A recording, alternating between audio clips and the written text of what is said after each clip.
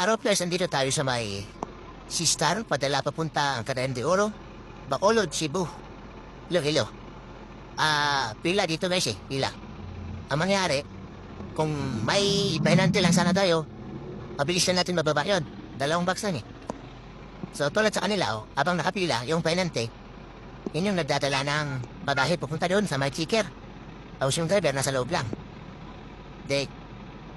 Hindi na si pipila kasi mababa na nila. Mabilis na naman dito. Pagkababa mo ng sulatan mo ng reference number. Tapos yun na yun. Yun na nabasibli dito. Kaso wala tayong penante.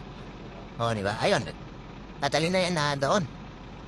Yan yung mangyayari kapag may penalty tayo, mabilis na trabaho.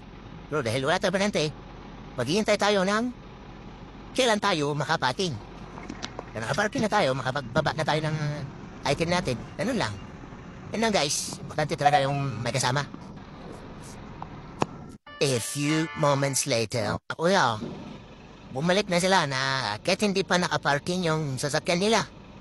Kasi may penante, mabilis lang, hindi na nila kailangan maghintay ng may umalis sa parking para makapagbaba sila.